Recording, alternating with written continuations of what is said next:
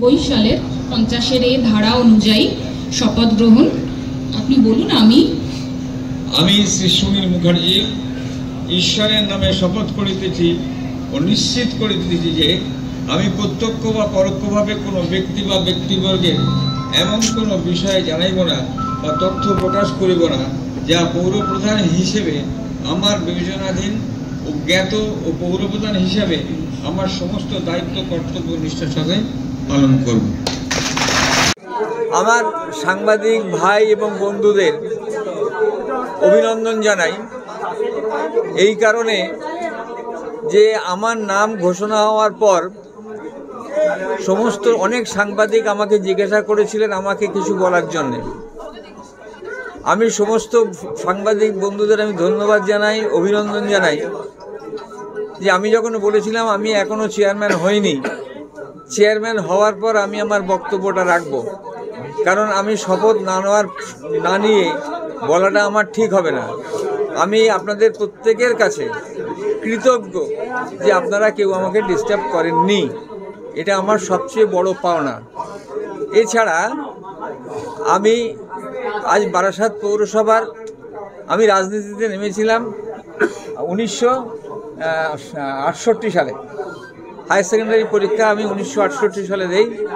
তারপরে গিয়েই ছাত্র পরিষদ আরম্ভ করি চৈতন্য কলেজে। তারপর থেকে আস্তে আস্তে আমার রাজনীতিতে প্রবেশ।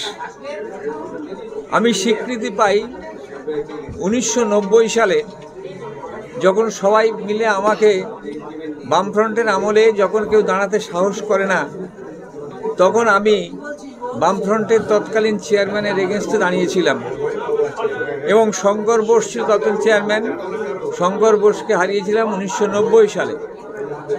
1995 সালে তখন আমরা কংগ্রেস করতাম, আমাকে অপোজিশন লিডার করা হয়েছিল।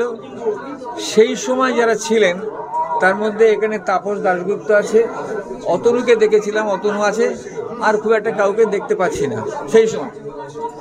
তো স্বভাবতই ছানা আছে, দীপক ছিল, দীপক দাশগুপ্ত ছিল। আমরা সেই সময় বোর্ডে ছিলাম, যে কজন ছিলাম বামফ্রন্টের এগেনস্টে লড়াই করেছিলাম। তখন বামফ্রন্টের এগেনস্টে কথা বলার সাহস কারোর ছিল না। আমরা লড়াই করে আমরা আমাদের জায়গাটাকে ঠিক রেখেছিলাম। তারপরে 2020 সালে এবং 2025 সালে, এই 2020 এবং 2005 সালে আমার সিটটা রিজার্ভ হয়ে যায়। প্রথমে হয় ওবিসি, তারপরে হয় মহিলা। সবাই মিলে মহিলা কে দাঁড়াবে, তারা সবাই আমার সহধর্মিনীকে তারা দাঁড় করিয়েছিল এবং আমাদের ওই ওয়ার্ড কিন্তু তারপর থেকে আজ পর্যন্ত অন্য কোনো দলের হাতে যায়নি। তারপর 2010 সালে যখন আবার হলাম, আমি আমাদের মাননীয় মুখ্যমন্ত্রী মমতা বন্দ্যোপাধ্যায় আমাদের প্রত্যেকেরই অত্যন্ত প্রিয় মানুষ এবং সর্বভারতীয় তৃণমূল কংগ্রেসের সভাপতি। আমাকে উনি আর আমাদের সাংসদ কাকলি ঘোষ তখন এমপি ছিলেন, এরা মিলে আমাকে পৌরপ্রধান করেছিলেন। আমি ওদের কাছে কৃতজ্ঞ এই কারণে যে এরা আমাকে একটা পলিটিক্যাল সবচেয়ে বড় স্বীকৃতি তারা দিয়েছিলেন। পরবর্তীকালে 2015-এ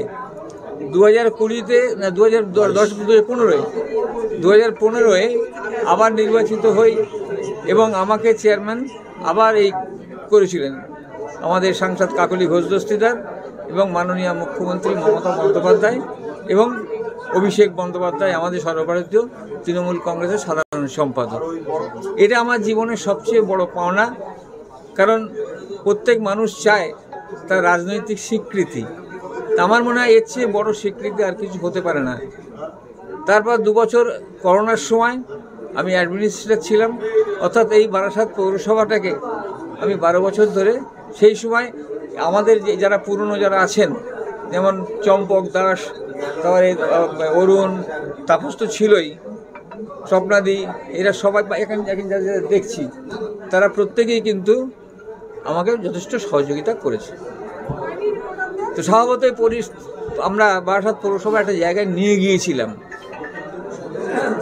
তারপরে আমাকে আমাদের এতে দল থেকে আমাকে একটু বিশ্রাম দিয়েছিল, যেহেতু 12 বছর আমি কাজ করেছিলাম, তা আমার বিশ্রাম দিয়েছিল।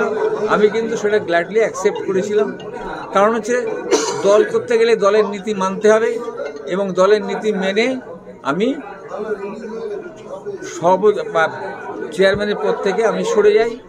3.5 বছর আমি ছিলাম ঠিকই।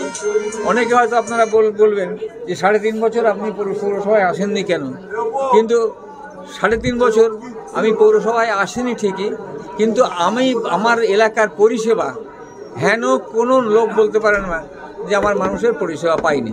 ঠিক আছে, তো সুতরাং আমরা দল করি, দলের প্রতি আমাদের আনুগত্য আছে, এবং দল যাতে ভালোভাবে চলে এবং সেটা যাতে আরও বেশি উন্নতি করে সেই চেষ্টা আমরা করছি, আগামী দিনে করব। আজকে আমরা শপথ নিয়েছি, আমরা বারাসাতটাকে পরিচ্ছন্ন করব এবং সবুজায়ন করব। এই হচ্ছে আমাদের বিষয়। এবারে বলুন আপনারা যদি কিছু না, আমার একটা অভিজ্ঞতা আছে। আমি তো 12 বছর ছিলাম। আমি বারাসাত পৌরসভার হেন কোনো ওয়ার্ড নেই, বা বারাসাত পৌরসভার হেন কোনো রাস্তা নেই যেটা আমার পরিচিত নয়। সুতরাং আমাকে খাটতে হবে, ঘুরতে হবে, মানুষের কথা শুনতে হবে, মানুষের কাছে যেতে হবে। হ্যাঁ, আমার লক্ষ্য হচ্ছে আমাদের দলটাকে আরও বেশি উন্নতি করাতে হবে। চেষ্টা করব, প্রত্যেক মানুষ তো চেষ্টা করে যতটা আমরা এগিয়ে নিয়ে যেতে পারি। সামনে বিধানসভা, সময় কম। হ্যাঁ, জানি। আগেও বলেছেন 10 বছরের আপনার আমলে বারাসাতে যে মহিলা অর্থাৎ আমি আজকে আপনি বোধহয় ছিলেন না, আমি যখন শপথ নেই তখন আমি বক্তব্য রেখেছিলাম যে আমাদের লক্ষ্য হচ্ছে দুটো, এক হচ্ছে পরিচ্ছন্ন বারাসাত আর সবুজায়ন বারাসাত।